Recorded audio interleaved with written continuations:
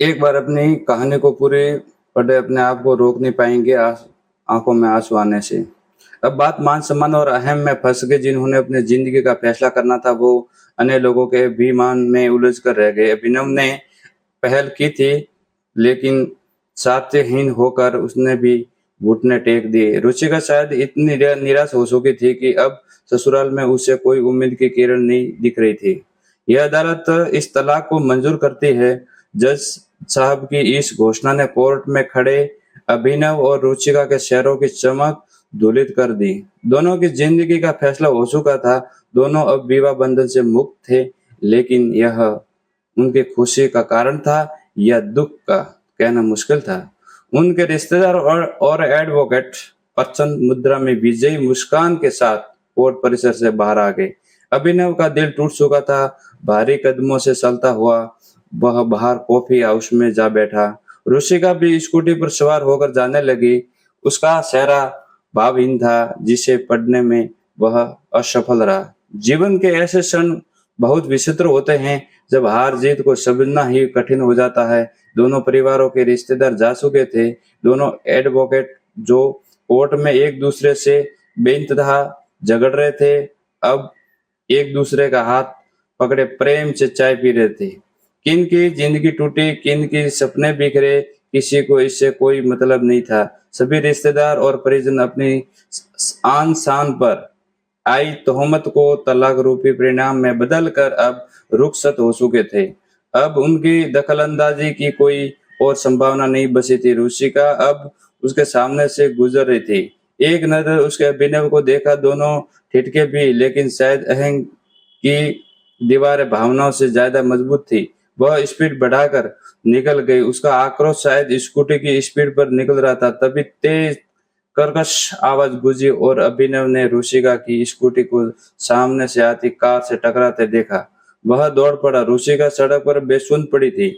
सिर से बहते खून को देखकर वह घबरा गया। वह फौरन उसे उठाकर ऑटो से अस्पताल की ओर दौड़ पड़ा। रुचिका की आंखें मुनती जा रही थी। अभिनव का डर बढ़ता जा रहा था। अस्पताल में उसका इलाज शुरू हो गया, लेकिन उसे उस हालत में छोड़कर वह जाने को तैयार नहीं था।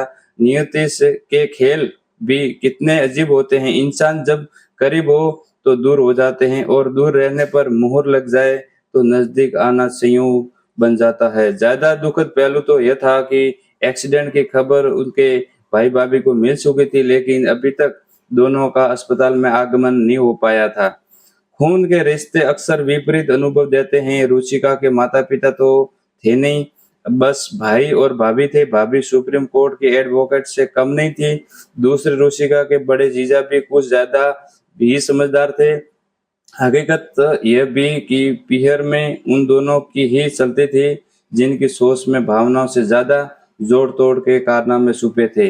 रुचिका को होश आ गया था। वह असमंजस भाव से बोली, आप यहाँ क्यों? मुझे यहाँ नहीं होना चाहिए था। दुखी स्वर में अभिनव बोला, आप जीत गए, मैं हार गया। इस शादी से मुक्त हो गए। आप एक चरित्रहीन महिला के साथ यहाँ आपको और समय बर्बाद नहीं करना चाहिए। अभिनव, रुचिका, प्लीज पहले अपने आप को देखो। मैं क्रिमिनल, नालायक, दहेज का लोभी, तुम्हें टॉर्चर करने वाला। अब तुम मुक्त हो गई। मुझसे स्वतंत्र रहो, जैसा मन करे खुशियों को महसूस करना। अब रुचिका ने कोई जवाब नहीं दिया। कुछ समय ऐसे ही निस्बंदता से निकल गया। फिर धीरे धीमे स्वर में बोली, पैर का ऑपरेशन नहीं करवाया ना आपने? नहीं, अब दर्द महसूस नहीं होता मुझे। अभिनव शांत स्वर में बोला, क्यों? मैंने कसम दिलाई थी अपनी, वो तो मान लेते। मुझे ऑपरेशन से भी बड़ा काम करना था। रुचिका, आप कब समझोगे? अपने लिए भी जीना सीखो, सबका ख्याल, लेकिन खुद उदास। रुचिका ने वाक्य अधूरा छोड़ दिया। नहीं, अगर ख्याल रखता तो तुम्हें यूं न खोता। एक हारा हुआ इंसान हूं मैं। ऐसा नहीं कहते अभिनव, शायद मेरी नीति ही ऐसी थी। माहौल बहुत गंभीर हो चुका था। अभिनव रुचिका की आंखों में आए आंसुओं को पोंछ रहा था। सुनो आप, मुझे तो वो कोर्ट डिक्री वाले 6 लाख रुपए मत देना। अरे नहीं, वो तो मैं जरूर चुकाऊंगा, तुम्हें शायद खुद को बेचना ही क्यों न पड़े। अभिनव दृढ़ स्वर में बोला, प्लीज अभिनव, मुझे नहीं लेने पैसे। क्यों? अब क्या हुआ? कोर्ट में तो तुम्हारा वकील मुझे असक्षम साबित करने पर तुला था। तुम्हारा ख्याल रखने में नाकाबिल अभिनव के स्वर में आक्रोश उभर रहा था। मुझे अब आत्मनिर्भर बनना है। कोई रख रखाव, कोई जिम्मेदारी किसी और की नहीं। रुचिका गंभीर हो गई। नहीं रुचिका, तुम पैसे ले लेना, मैं नहीं चाहता तुम अब दर दर की ठोकरें खाओ। भैया भाभी के आगे हाथ फैलाओ। रुचिका का चेहरा मुरझा गया। अभिनव ने उसकी दुखती रंग पर हाथ रख दिया था। कितना भी दिखावा करे, लेकिन हकीकत यही थी। उसकी आंखों से अश्रुधारा बहने लगी। तभी डॉक्टर चेकअप के लिए आ गए। अभिनव उससे रुचिका की हालत जानने को बेकरार था। डॉक्टर ने मीठी झिड़की देते हुए कहा, मिस्टर, अपनी वाइफ का ख्याल रखो। बस ही गई आज, वरना। अभिनव को समझ नहीं आ रहा था कि वो क्या बोले। पिछले 2 साल से दोनों अलग रह रहे थे। तलाक की पहल रुचिका की ओर से हुई थी। इसमें उसकी भाभी और जीजा की मुख्य भूमिका थी, जिनकी सोच अभिनव से कभी मेल नहीं खाई। सच तो यह था कि वह आज भी उसे दिल से चाहता था।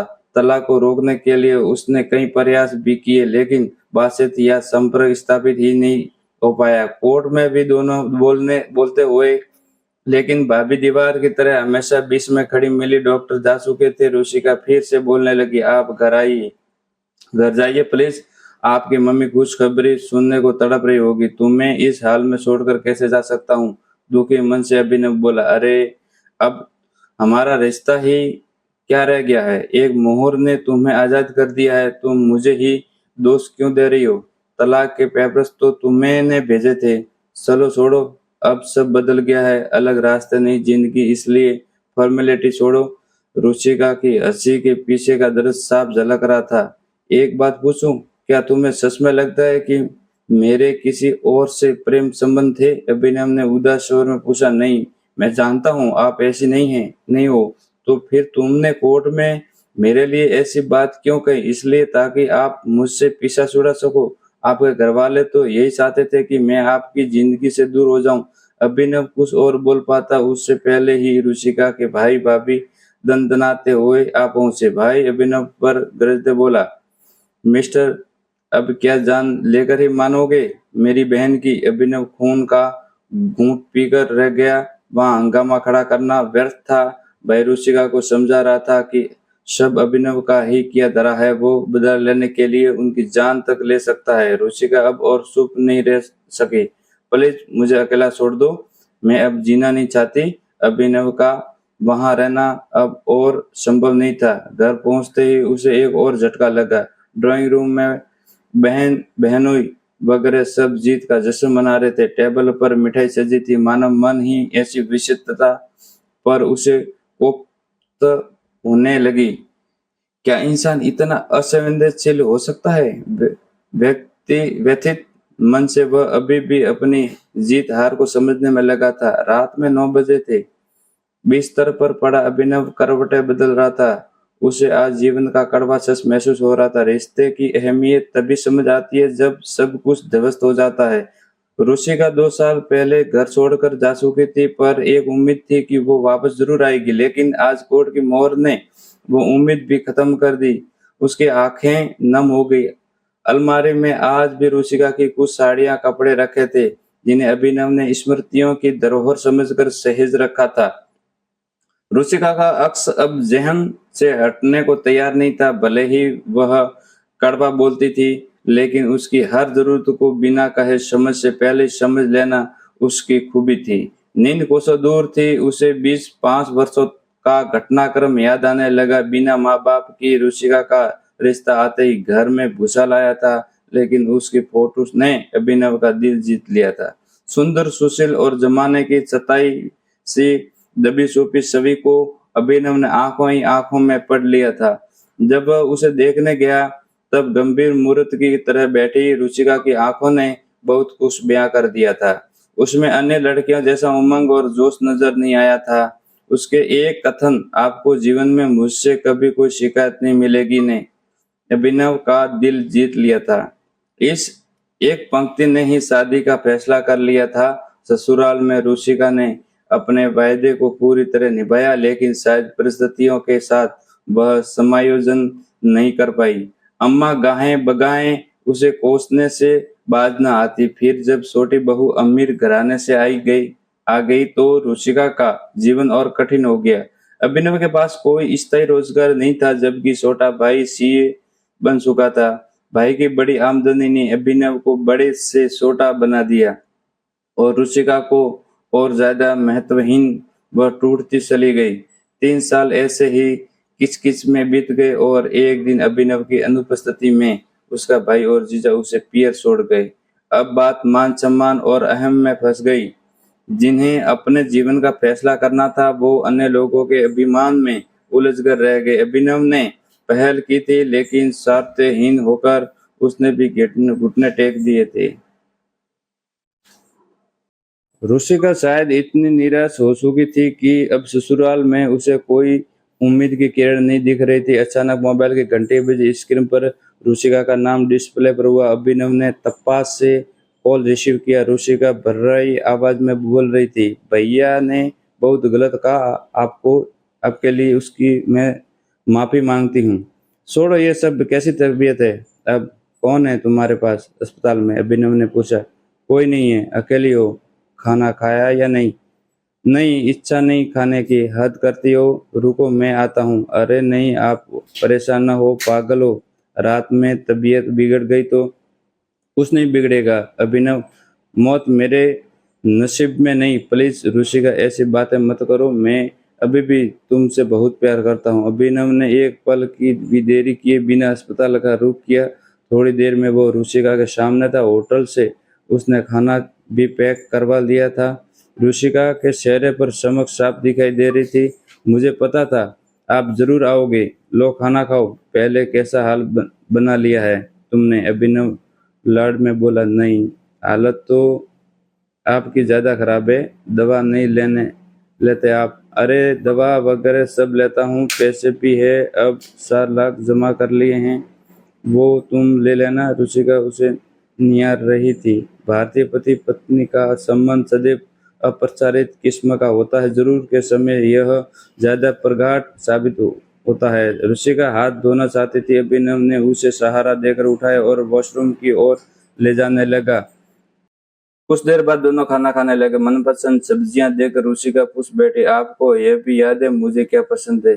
क्यों, तुम्हें क्या लगता है कि मैं तुम्हें भूल सकता हूँ? अभिनव ने भावपूर्ण स्वर में पूछा। रुचिका मौन रही। दोनों खाना खाने लगे। अभिनव ने उसे सहारा दे रखा था, सहारा शारीरिक, मानसिक और आत्मिक, जिसकी जरूरत प्राय सभी को रहती है। कुछ पल की मौन समझता के बाद अभिनव बोला, रुचिका मेरी एक बात मानोगे क्या? रुचिका के स्वर में उम्मीद की झलक महसूस हो रही थी। वापस चलो तुम, मुझे तुम्हारी जरूरत है। रुचिका के मुंह से शब्द उच्चारित नहीं हो रहे थे। उसका सिर अभिनव के सीने से सट गया। अभिनव ने उसे बाहों में भर लिया। पूर्व में हुई गलतियों को दोनों ने समय रहते सुधार लिया। थैंक यू, धन्यवाद। यह कहानी आपको कैसी लगी?